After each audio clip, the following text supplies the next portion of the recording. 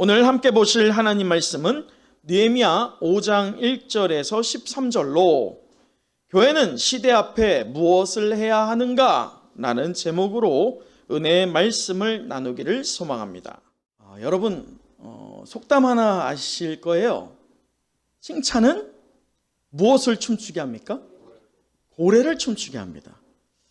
칭찬이 좋습니까? 원망이 좋습니까? 칭찬 한마디면 이 고래도 춤추게 하는데 사람은요 누구나 칭찬을 받기를 원해야지 원망받기를 원하는 사람은 없는 것 같습니다. 이것은 성도에게도 똑같아요. 우리가 믿음의 성도라고 하는데 우리가 사람들에게 좀 칭찬을 받아야 되는데 원망을 받는다라고 한다면 우리 신앙생활이 참 어렵지 않을까 싶습니다. 그러한 면에서 보면 오늘 이 코로나 시대 가운데 세상으로부터 원망을 받고 또한 조롱을 받고 있는 현재의 이 상황이 사실은 달갑지 않은 상황이고 썩 유쾌하지 않은 상황임에는 분명한 것 같습니다. 그러한 부분으로 우리 이 시간만큼은 서로를 좀 칭찬해 봤으면 좋겠어요. 자, 먼저 웃을 준비하세요. 얼굴이 굳어 있으면 안 됩니다. 마스크를 뚫고 여러분의 웃음이 상대에게 전해져야 됩니다. 자, 사랑하는 마음을 담아서요. 격려하면서 이렇게 우리 서로를 칭찬해 볼게요. 당신을 칭찬합니다. 당신이 소중합니다. 우리가 하나님께 칭찬받읍시다. 아멘. 여러분, 하나님께서요 우리에게 칭찬을 하시기를 간절히 소망합니다. 여러분, 이 성경을 보면요 하나님께 칭찬받는 자들이 등장합니다. 그 중에 한 명이 바로 아브라함이죠. 그 아브라함이요 100세에 누구를 얻어요? 이삭을 얻어요. 근데 그 귀한 아들을 낳고 그 아들이 어느 정도 좀 장성해지는데 하나님께서 그 아들을 무엇으로 받기를 원하십니까? 이럴 수가. 하나님께서 그 아들을 제사물로 받기를 원하십니다. 자, 이러한 하나님의 명령에 대해서 아브라함이 어떻게 했어요? 순종했어요. 그 산으로 갑니다. 그리고 나서 정말 이삭을 어떻게 하려고 합니까? 제물로 드리고자 잡으려고 하는 그 찰나에 하나님께서 어떻게 하십니까? 급한 마음으로 아브라함아, 아브라함아, 멈춰라 라고 말씀하세요. 그리고서는 우리가 아는 것처럼 이삭을 구하시고 그 양을 또 하나님께서 받으시는 은혜의 역사가 있었습니다. 그런데 우리가 그 말씀에서 한번 깊게 묵상해 봐야 할 게 있어요. 하나님은 그때 아브라함의 무엇을 칭찬하세요? 믿음을 칭찬하십니다. 그래서 그가 무엇의 조상입니까? 믿음의 조상이에요. 그런데 하나님이 그의 믿음을 어떻게 칭찬하시느냐? 우리가 말씀을 보고 확인해 봤으면 좋겠어요. 우리 성경을 좀 찾아보면요 하나님께서 창세기 22장 함께 보도록 할까요? 창세기 22장 12절을 함께 찾고 읽어보길 원합니다. 이 시간 온라인을 드리는 여러분도 꼭 성경을 찾고 같이 읽어봤으면 좋겠어요. 자, 우리 창세기 22장 12절 함께 읽도록 하겠습니다. 시작. 사자가 이르시되 그 아이에게 내 손을 대지 말라. 그에게 아무 일도 하지 말라. 내가 내 아들 독사까지도 내게 아끼지 아니하였다. 자, 여기가 이제 중요해요.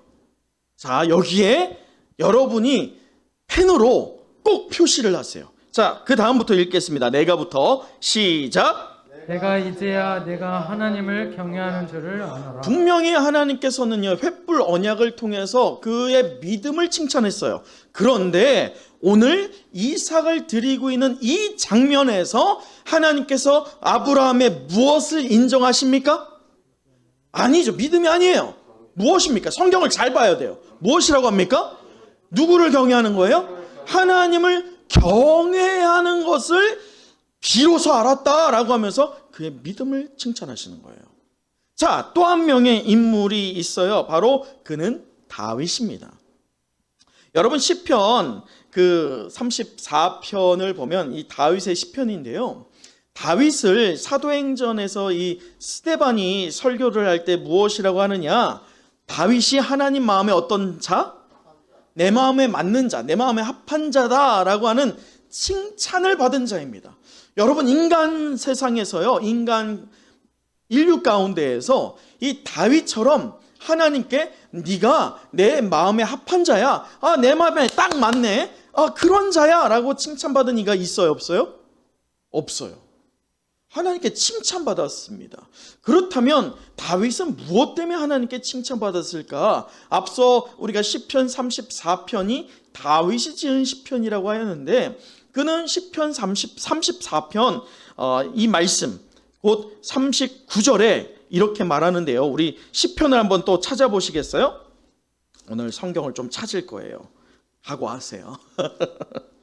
자, 시편 34편 9절 다 찾으셨으면 아멘? 아멘. 우리 9절 함께 읽도록 하겠습니다. 시작. 너희 성도들아 여호와를 경외하라. 그를 경외하는 자에게는 부족함이 없도다. 지금 다윗이 성도들에게 무엇을 요구하고 있어요? 하나님을 무엇하라? 경외하라. 여러분 그런데 34편, 이 시편 34편 그 맨 위에 이게 좀 괜찮은 성경은 아마도 기록되어 있을 것입니다. 무엇이라고 기록되어 있어요? 다윗이 아비멜렉에게, 아비멜렉 앞에서 이 사건이 무엇이냐면 이 다윗이요 사울을 피해서 이 사울이 다윗을 죽이려고 하잖아요. 그 시기심으로 말입니다. 그럴 때 사울을 피해서 도망가다가 어느 곳에 도착하냐면 가드 땅에 도착합니다. 근데 그 가드 땅에서 이 아기스라고 하는 왕이 있는데, 당시에 사실 이 고대 중동에서의 그 가드 지방 또는 중동의 지방의 왕들은 대부분 아비멜렉이라고 통했어요. 우리가 애굽의 왕을 뭐라고 통합니까? 애굽의 왕 뭐라고 해요? 뭐라고 해요? 애굽의 왕 모르세요? 자신 있게 말하세요. 애굽의 왕이 누구예요? 바로 왕이죠. 바로 왕은 애굽의 왕을 지칭하는 명칭입니다. 그러면 신약 시대에 로마의 왕을 뭐라고 합니까? 로마의 황제를 가이사라고 말합니다. 이름이 다 있어요. 그런데 로마 황제에 대해서 가이사, 바로 이게 애굽의 왕도 여러 투티모스라든지 여러 가지 왕이 있습니다. 그러나 그들의 왕들을 통칭하여서 뭐라고 불러요? 바로라고 불렀던 것처럼 중동의 고대 지방에 있던 왕들을 뭐라고 불렀어요? 아비멜렉이라고 불렀어요. 그래서 오늘 사실은 실제는 이 가드의 아기스 왕입니다. 이 사무엘 상에 나와 있는 것은요.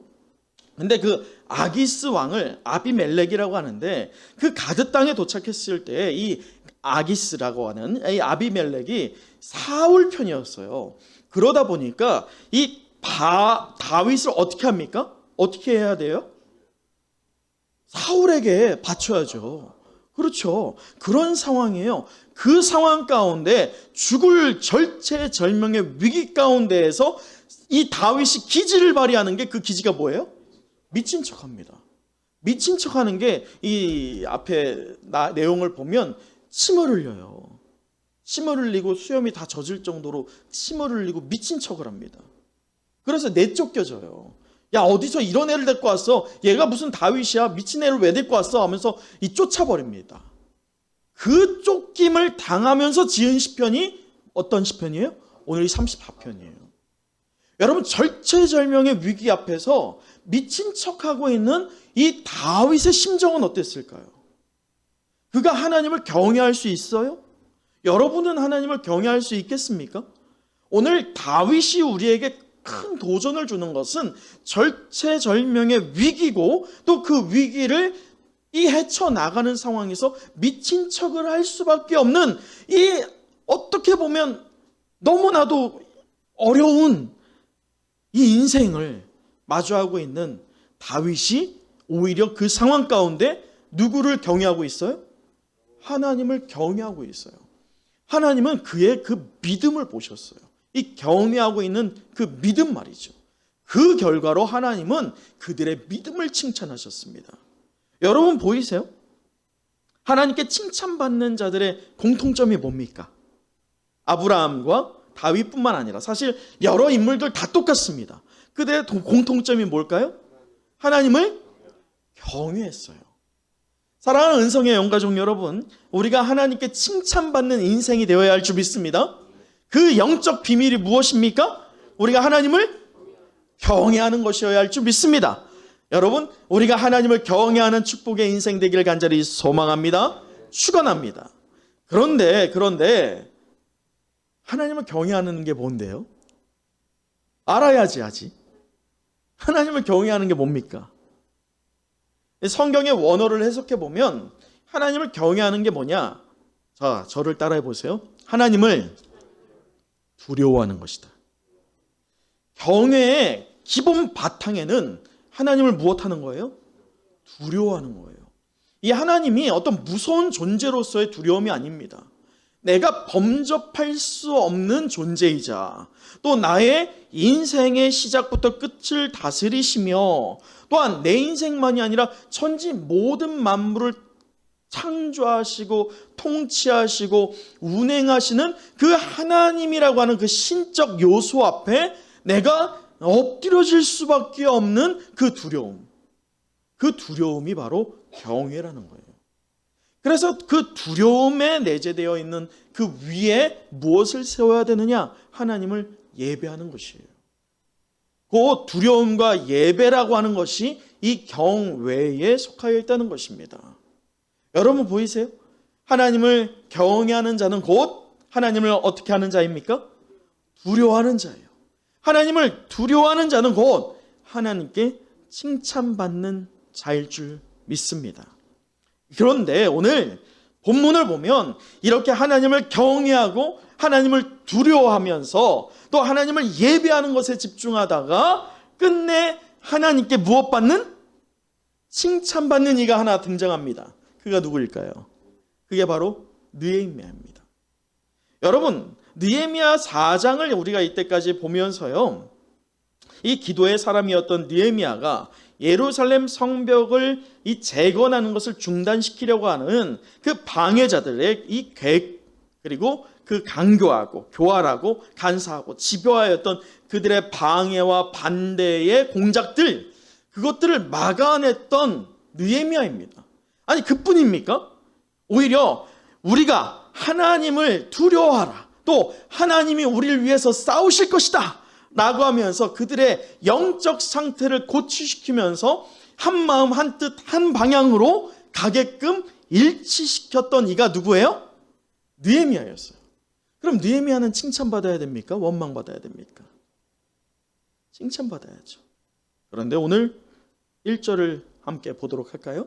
자, 오늘 본문으로 돌아와서요, 우리 느헤미야 5장 1절 함께 읽어보도록 하겠습니다. 시작. 그때 백성들이 그들의 아내와 함께 크게 부르짖어 그들의 형제인 유다 사람들을 원망하는데.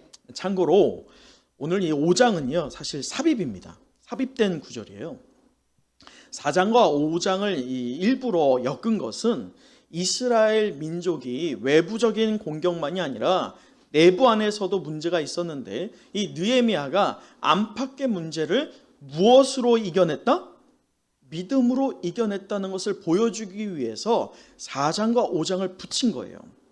근데 실제 4장과 5장에는 이 시간의 차이가 발생합니다. 여러분 4장에서 느헤미야가 이 대적들을 쫓아내고 성벽을 재건하는데 52일 만에 재건하거든요. 그것이 느헤미야가 이스라엘의 유다 통치자 곧 총독으로 온 지 얼마 만에 이루어진 일입니까? 자, 빨리 생각해 보세요. 얼마 만에 이루어진 일이에요? 1년도 안 되죠. 그렇죠? 1년이 되지 않아요. 오자마자니까 뭐 그가 기도했던 3일의 기간을 제외하고 보면 뭐 길어봐야 55일에서 60일 사이가 아니겠습니까? 성벽이 재건된 게 말이죠. 근데 오늘 이 5장은 왜 삽입됐냐고 하냐면, 자, 우리가 다음 주에 볼 본문이긴 한데요. 14절을 보세요. 14절에 이렇게 되어 있어요. 또한 유다 땅 총독으로 세움을 받은 때 곧 아닥사스다 왕 제20년부터 제32년까지 몇 년 동안? 12년 동안 어떻게 됐대요? 나와 내 형제들이 총독의 녹을 먹지 않았다. 지금 그렇다면 지금 유다의 총독으로 느헤미야가 된 지 몇 년이 지난 때입니까? 12년이에요. 4장과 5장은 12년, 약 12년의 시간의 차이가 발생합니다. 그런데도 오늘 말씀에서 우리에게 주고 있는 큰 권면이 있습니다. 오늘 보면 1절을 다시 한번 보았을 때 이 느헤미야는 칭찬받아 마땅한데도 불구하고 오늘 이 이스라엘 안에서 가난한 백성들이 그들의 아내들까지 합세하여서 전체적으로 그들의 어려움을 대하여서 크게 부르짖습니다. 누굴 향해서요? 느헤미야를 향해서. 그렇다면 지금 느헤미야를 향해서 무엇하고 있는 거예요? 원망하고 있는 것입니다. 자, 그럴 때 여기서 말씀 잘 보세요. 크게 부르짖다라고 하는 용어가 있습니다. 이것이 뭐냐면 마치 비명처럼 지는 거예요. 그리고 소리를 크게 내는 것입니다. 그들의 아픈 마음과 그들의 상황을, 이 원망을 담아서 느헤미야에게 비명처럼 소리를 지르고 있는 현 상황입니다. 이 상황은 이미 성벽이 완료가 됐어요, 안 됐어요? 된 지 12년이 지난 때입니다. 자, 그럴 때 오늘 저는 이 말씀을 통해서요, 하나님을 경외하는 자였고 하나님을 두려워했던 이 느헤미야가 내부적인 위협, 곧 이 분열의 조짐이었던 이 원망하는 일들에 대해서 그가 어떻게 반응하고 있는지 말씀을 통해서 하나씩 살펴보고자 합니다. 그러면서 끝내 그는 하나님께 칭찬을 받거든요. 그것을 통해서 과연 우리는 이 시대의 이 내부적인 위협을 어떻게 이겨내고 끝내 하나님께 칭찬받을 수 있을까에 대해서 우리가 2주에 걸쳐서 말씀을 보고자 합니다. 여러분, 오늘 2절에서 5절을 보면요, 이 느헤미야를 향해서 그들이 원망하고 있는 내용들이 담겨져 있는데 크게 4가지입니다. 자, 2절 우리 빠르게 한번 살펴볼게요. 2절 보세요. 어떤 사람들이 말하기를 우리와 우리 자녀가 어떻다는 거예요? 식구가 많다는 거예요. 이 보릿고개를 생각하면 됩니다. 흉년이 들었어요. 그런데 남편들은 지금 외부에 나가 있거나 아니면 계속 외부에서 쳐들어올 수 있는 이 이방 세력들을 이 뭐예요? 위에서 망대에서 파수꾼, 그렇죠? 아우, 할렐루야. 파수꾼으로 서 있고 또 그거를 방어하기 위해서 계속 군사로 서 있잖아요. 그러다 보니까 살림이 괜찮겠습니까? 또 이것이 다만 느헤미야의 12년 동안에 있었던 일이 아닙니다. 1차 귀환에서부터 누적되어 있던 거예요. 곧 1차 귀환 때부터 점점 그 격차가 벌어진 게 뭐냐? 부익부, 빈익빈이 이 이스라엘 공동체 안에서 일어나고 있었다는 것입니다.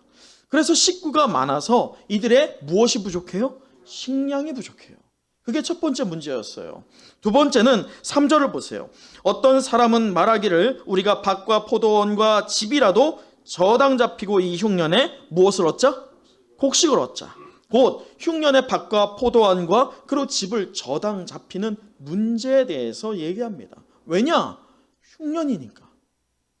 그것을 이겨내야 되니까.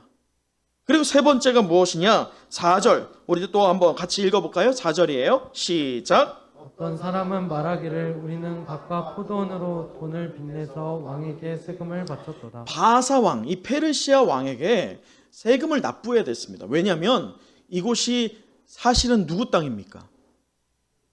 바사 땅이에요. 우리가 잘 이해하기 위해서는 신약 시대, 예수님 시대도 똑같습니다. 예수님이 성전세를 내거든요. 그럴 때 세리가 왜 욕을 먹습니까?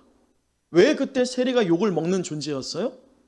성전세는 마땅히 내야 되는데 문제는 다른 세금을 걷었습니다. 그게 누구를 위한 세금이었어요? 로마의 황제 아까 누구? 바로는 애굽 가이사라고 표현하기도 하는데 가이사 황제를 위하여서 세금을 모았던 부분이 있었습니다. 왜냐? 실제 당시의 신약 시대 때 이 이스라엘 역시나 누구 땅이에요? 로마 땅이죠. 로마 땅이었어요. 신약 시대도. 그렇기 때문에 황제에게 세를 냈습니다. 마찬가지 현재 느헤미야 시대 때 이 이스라엘 땅 역시나 바사 땅이에요. 왜냐하면 바사가 이미 침략했고 그곳을 땅을 소유했기 때문입니다. 그런데 그 세금을 낼 때에 그들이 이 이스라엘의 상황을 봐주겠어요? 결코 그렇지 않았죠. 그런 상황 때문에 이들의 어려움은 더욱더 심해졌습니다. 그런데 그 어려움이 어느 정도로 심해졌느냐? 5절을 보세요. 우리 육체도 우리의 형제의 육체와 같고 우리의 자녀도 그들의 자녀와 같거늘. 이게 뭡니까? 너희 부한 자들아, 너희 자녀나 우리 자녀나 무엇하다는 거예요? 똑같지 않니? 라는 거예요. 나나 너나 똑같잖아. 우리 하나님의 선민이잖아. 하나님께서 우리 하나님이시잖아. 우리 그렇게 우리 하나 되어서 무엇을 했어요 지금? 성벽을 재건했잖아. 이 얘기를 하는 거예요. 그런데 그 결과가 무엇이냐? 우리 말씀을 5절을 보면 이제부터요. 이제 우리 자녀를 무엇으로 팝니까? 종으로 팝니다. 우리의 딸 중에 벌써 종된 자도 있었습니다. 우리의 포도원과 밭이 이미 남은 게 없어요. 이 괴리감은 더욱더 커졌다는 거예요. 이에 대한 원망을 느헤미야가 하고 있다는 것이죠. 그럴 때 이 느헤미야는 이 원망에 대해서 5가지의 반응을 하게 됩니다. 오늘 우리는 3가지의 반응을 살펴볼 것이고요. 다음 주에 나머지 2가지를 살펴볼 것입니다. 오늘 그 3가지를 하나씩 살펴보면서 우리 안에 스며들어 있는 마치 바이러스처럼 우리 안에 퍼지고 있는 이 죄의 요소를 제거하는 우리 은혜와 성령이 함께하는 은성의 모든 영가족 되길 간절히 소망합니다. 자, 우리 첫째부터 한번 살펴보면요. 제가 말씀할 때 저를 따라해 보세요. 첫째, 크게 노하였어요. 크게 노하였지만, 자, 따라해요. 크게 노하였지만 감정을 다스렸어요. 이게 뭐냐? 이 말씀에서 보면 6절을 한번 읽어보면 이렇습니다. 내가 백성의 부르짖음과 이 말을 듣고 지금 느헤미야가 어떤 반응을 해요? 크게 노하였어요. 크게 노하였습니다. 왜냐? 들었을 때 이런 일들이 있었어? 지금 느헤미야가 알았다는 거예요? 몰랐다는 거예요? 지금 알고 있는데 모른 척하는 게 아니에요. 몰랐어요. 그런데 더 문제는 뭐냐? 말씀의 10절이에요. 10절을 보세요. 나와 내 형제와 종자들도 역시 돈과 양식을 백성에게 구워 주었거니와 라고 하죠. 지금 문제는 이들이 이렇게 2절에서부터 5절까지 이야기했던 원망의 내용에 누구도 포함되어 있는 겁니까? 느헤미야도 포함되어 있는 거예요. 느헤미야가 알았어요? 몰랐어요? 몰랐죠. 이것이 을에 당연한 것처럼 여겨졌던 관행이었어요. 그렇기 때문에 이것을 누구도 시비 걸지 않았고 누구도 죄라고 말하지 않았습니다. 그런데 지금 느헤미야가 이것을 알게 되자 분노하게 되는 겁니다. 그 분노의 대상이 누구예요? 2절, 우리 7절 한번 보시겠어요? 7절을 보면 깊이 생각하고 누가 누구를 꾸짖습니까? 귀족들과 민장들을 꾸짖는다라고 말합니다. 여러분, 귀족들과 민장들이 사실 이것을 주도했던 인물들이죠. 여기에 지금 누가 속하여 있는 겁니까? 느헤미야도 속하여 있어요. 그럴 때 이들을 향하여서 분노하고 있는데, 크게 노하고 있는데, 여러분 성경에서 이 형제를 향하여서 노하는 것에 대해서 우리 주님은 긍정적으로 말했습니까? 부정적으로 말했습니까? 긍정적으로 말했어요? 그렇죠. 형제에게 노하는 자, 또 형제에게 나가는 이 바보야 라고 말하는 겁니다. 그렇게 말하는 자들에 대해서 우리 주님이 뭐라고 했느냐? 말씀에서 보면 마태복음 5장 22절에 형제에게 노하는 자마다 무엇을 받을 것이다? 심판을 받을 것이야 라고 주님이 말씀하셨어요. 자, 그렇다면 그 말씀을 느헤미야에게 적용해 봤을 때 형제들에게 크게 노하고 있는 느헤미야는 지금 무엇을 받아 마땅합니까? 심판받아 마땅하죠.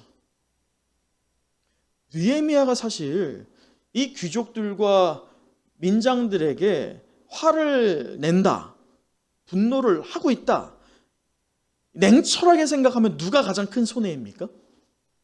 총독을 하고 있는 느헤미야예요. 왜냐? 그들이 자칫 방해라고 한다면, 또는 그들이 자칫 어떤 서신을 써서 누구에게 보내면, 여러분, 왜 본디오 빌라도가 예수님을 십자가에 못 박았어요? 그는 예수님을 십자가에 못 박기를 원했습니까? 아닙니까?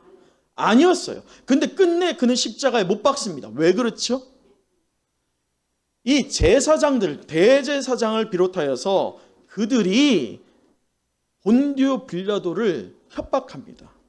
우리가 황제에게 편지를 쓸 거야. 너가 제대로 통치하지 않고 있다는 것을, 그 협박을 받자 본디오 빌라도가 어떻게 합니까? 예수를 죽이게끔 하고 자기의 손을 씻습니다. 여러분, 같은 상황이에요. 느헤미야가 자칫 잘못하면 서신이 써집니다. 누구에게? 바사 왕에게. 그러면 자기의 지금의 자리도 잃어버리는 것만이 아니라 기껏 쌓아 올린 예루살렘 성벽이 어떻게 될 수 있어요? 또 무너질 수 있어요. 그래서 좀 잘 보여야 할 대상들이 이 귀족들과 민장들입니다. 그런데 잊지 않으셨죠? 느헤미야는 기도하는 사람이었지만 또 어떤 사람이에요? 오늘 말씀에 적용해 보면 하나님을 경외하는 자였어요. 그렇다면 하나님을 경외하는 자는 하나님을 무엇하는 자라고 했습니까? 하나님을 두려워하는 자였어요. 느헤미야는 사람을 두려워하지 않았고 하나님을 두려워했습니다. 그래서 이 문제에 대해서 그는 꿰뚫어 봅니다. 무엇을 꿰뚫어 보느냐? 여러분 7절에 다시 보세요. 7절에 그가 처음엔 분명히 분노가 일어났어요. 그렇지만 그가 7절에 보면 뭐라고 해요? 깊이 생각하고. 여기에서 우리가 느헤미야의 이때까지의 모습을 보면 깊이 생각했다. 이게 지금 무엇한 거예요? 하나님께 기도한 거예요. 그러면서 그는 영의 눈을 열어서요, 꿰뚫어 봅니다. 무엇을?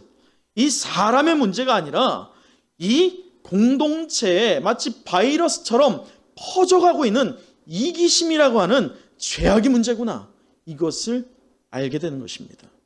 그래서 그는 이 실제적인 문제를 꿰뚫어 보고 감정을 다스렸어요. 둘째는요, 대회를 열었습니다. 우리 7절 다시 한번 읽어보도록 할까요? 7절이에요. 시작. 깊이 생각하고 귀족들과 민장들을 꾸짖어 그들에게 이르기를 너희가 각기 형제에게 높은 이자를 취하는도다 하고 대회를 열고 그들을 쳐서. 여러분, 사실 이 대회를 연다는 것은 공론화를 하겠다는 거예요.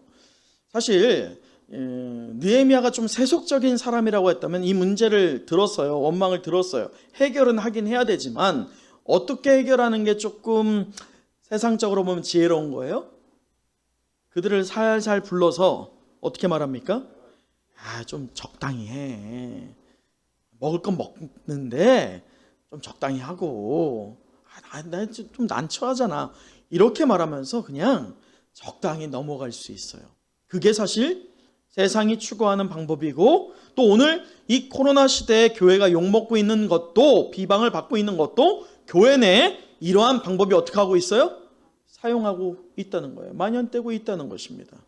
그래서 느헤미야는 이 죄를 꿰뚫어 보면서 이것을 공론화시킵니다. 공론화하는 이유가 이 귀족들과 민장들의 죄를 소위 까발리려고 하는 게 아니에요. 들춰서 야, 너네들 이 민망함을 당해봐. 이게 아닙니다. 느헤미야는 죄를 본 거예요. 죄의 문제가 지금 이렇게 우리에게 퍼져 있으니 이것을 경고하면서 우리 안에 이 이기심이라고 하는 죄의 요소를 어떻게 하자? 제거하자 라고 외치는 것이었어요. 여러분, 출애굽기 1장을 보면 이 애굽을 소위 출애굽시키게 하는 모세 탄생 기록이 기록되어 있거든요. 근데 모세가 태어날 때 이 애굽의 바로 왕의 명령이 하나가 있습니다. 그 명령이 무엇입니까? 남자아이는 죽여라, 여자아이는 태어나게 하고, 그 명령이었어요. 그럴 때 당시에 두 명의 산파들이 등장합니다. 그 산파들의 이름은 바로 십브라와 부하였어요. 이들에게 바로왕이 이런 명령을 내립니다. 너희는 히브리 여인을 위하여 해산을 도울 때에 그 자리를 살펴서 아들이거든 그를 죽이고 딸이거든 살려주라 라고 하는 명령을 받습니다. 여러분, 이 명령은 선택할 수 있는 명령이에요? 아니에요. 반드시 따라야 되는 명령입니다. 따르지 않으면 어떻게 됩니까? 내가 죽을 수 있어요. 내가 죽지 않기 위해서는 이 명령을 어떻게 해야 됩니까? 따라야 돼요. 지금 남을 돌볼 겨를이 없어요. 민족을 살필 겨를이 없습니다. 나 하나 우선 살고 봐야 될 상황입니다. 그럼에도 오늘 이 느헤미야가 보이고 있듯이 이 두 산파되는 십브라와 부하는 바로왕의 명령을 어깁니다. 여러분, 우리 출애굽기 한번 1장을 보도록 할까요? 오늘 성경을 좀 많이 본다고 했어요. 출애굽기 1장을 보면요, 17절 함께 읽어보도록 할까요? 우리 출애굽기 1장 17절 말씀이에요. 자, 1장 17절 다 찾으셨으면 할렐루야, 네. 아멘. 자, 우리 함께 읽어보도록 하겠습니다. 시작. 그러나 산파들이 하나님을 두려워하여 애굽 왕의 명령을 어기고 남자 아기들을 살린지라. 자, 애굽 왕의 무엇을 어겼어요? 명령을 어겼어요. 죽을 수 있습니다. 그럼에도 그들은 이 명령을 어기고 아이들을 살립니다. 모세를 살립니다. 왜요? 왜요? 왜 살렸어요? 하나님을 두려웠기 때문이에요. 이 분명히 위협의 대상, 나를 죽일 수 있는 권세는 누구에게 현재 있습니까? 바로 왕에게 있어요. 당장 나를 죽일 수 있습니다. 그러나 지금 이들은 현재 지금 눈앞에 있는 상황을 보지 않습니다. 정말 폭넓게 눈을 열어서 보게 되는 것은 그의 영과 육을 살리기도 하고 죽일 수도 있는 하나님을 두려워하고 있습니다. 자, 결국 21절 보세요. 1장 21절에 그 산파들은 하나님을 무엇함으로? 경외하였어요. 여러분 보세요. 똑같아요. 하나님을 두려워하는 자들은 하나님을 경외하는 자들이었어요. 이 산파들은 그렇게 하나님을 두려워하고 경외함으로 모세를 살립니다. 그런데 모세만 살렸을까요? 아니에요. 말씀을 보세요. 말씀에서 뭐라고 하느냐? 20절 한번 보겠어요? 20절에 하나님이 그 산파들에게 은혜를 베푸시니 그 백성은 번성하고 매우 강해지니라. 지금 이 말씀에 보면 이 산파들에게 은혜를 베푸셨다는 게 뭐냐? 그들이 계속 이렇게 하나님을 경외하고 두려움으로 이스라엘의 남아들을 어떻게 했다는 거예요? 살렸다는 거예요. 놀랍지 않습니까? 세상적인 안목으로 보면 어떤 영향력도 드러낼 수 없을 것 같은 늙은이들이에요. 당시의 여자는 힘이 없습니다. 근데 그들을 통해서요, 하나님께서 이스라엘 민족을 강하게 만드십니다. 번성하게 만드십니다. 그뿐이 아니에요. 말씀의 21절을 보세요. 그 산파들은 하나님을 경외하였으므로 하나님이 그들의 무엇을? 집안을 어떻게 하게 합니까? 흥황하게 하십니다. 여러분, 이것이 하나님을 두려워하고 하나님을 경외하는 자들에게 하나님이 부어주시는 강건함과 번영함과 흥황함이 될 줄 믿습니다. 여러분, 이러한 것처럼 오늘 하나님께서 여러분에게 은혜를 베푸실 줄 믿습니다. 전제 조건이 있어요. 여러분이 어떤 존재여야 됩니까? 하나님을 경외하는 자들이 되어야 합니다. 하나님을 두려워할 수 있어야 됩니다. 그럴 때 여러분 통해서요, 우리 교회를 더 번성하고 매우 강하게 하나님께서 만져가실 줄 믿습니다. 또한 여러분의 가정 또한 하나님께서 흥황하게 하실 줄 믿습니다. 이러한 하나님의 칭찬을 몸소 경험하는 놀라운 축복을 소망하고 체험하는 저 여러분들 시길 간절히 축원합니다. 마지막 세 번째는 이 죄 행위를 중단합니다. 곧 회개를 냈어요. 우리 10절 다시 본문으로 돌아와 볼까요? 왔다 갔다 하네요. 우리 느헤미야 5장 10절 다시 한번 보도록 하죠. 10절이에요. 시작. 나와 내 형제와 종자들도 역시 돈과 양식을 백성에게 구워 주었거니와 우리가 그 이자 받기를 그치자. 여러분, 지금 느헤미야는 자신의 알지 못하고 지었던 죄지만 그 죄를 솔직하고 진솔하게 이 모든 백성들에게 다 드러냅니다. 노출시킵니다. 그러며 먼저 그가 회개하고 돌이키는 행위를 하게 됩니다. 그리고 그것을 모든 이스라엘 민족들에게 명령하죠. 사랑하는 은성의 영가족 여러분, 변화는 우리의 삶에 조금씩 일어날 때가 있어요. 저마다 조금씩의 변화는 체험합니다. 그러나 은혜 받은 성도는요, 극적인 변화를 체험하고 또한 극적인 변화를 일으키게 되는 것이 바로 성도의 삶입니다. 하나님을 경외하고 두려워할 때 우리 안에 내재하고 계시는 이 성령께서요, 이 바이러스처럼 퍼져 있는 죄의 문제를 우리에게 깨닫게 하실 줄 믿습니다. 이것이 바로 성도가 경험하게 되는 극적 변화예요. 이렇게 죄를 직시하게 된 성도는요, 반드시 그 다음의 과정을 밟게 됩니다. 극적 변화를 통해서요. 그 다음의 과정이 뭐예요? 자기의 죄를 이제 어떻게 합니까? 회개합니다. 중단합니다. 이제 그 죄의 뿌리를 끊어버립니다. 그러면서 그 극적 변화를 이제 자기만이 아니라 어디에게까지 영향을 미칩니까? 자기의 삶의 자리에서 뻗쳐나가게 합니다. 이것이 바로 우리 성도가 드러내야 할 극적 변화일 줄 믿습니다.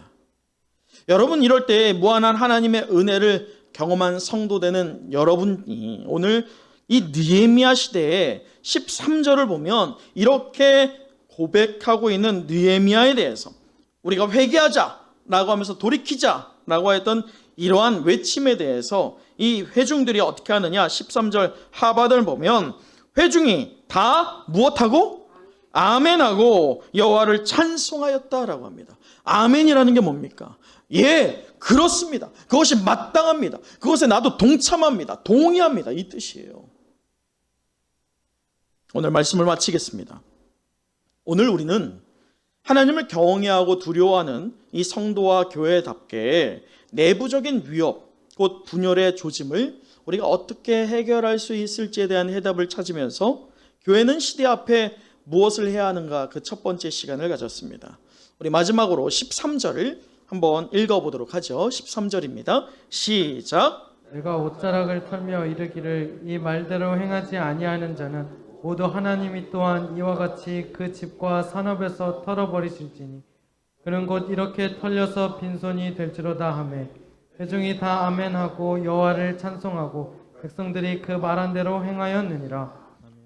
사랑하는 은성의 영가족 여러분, 바이러스처럼 이 사방에 퍼져 있던 이기심의 죄는 이스라엘 공동체에 속한 모든 이들을 전염시켰어요. 나나 정도는 괜찮겠지 라고 하는 그것 말입니다. 이미 마치 관행처럼 대수롭지 않게 여겨지고 있었고요, 이 죄라고 여기지 못하고 있는 그 영적 분위기가 만연했던 것입니다. 그런데 그 분위기 속에서 하나님을 경외하고 두려워하던 이 느헤미야가 보이고 있는 그 파급력은, 그 영향력은 놀랍습니다.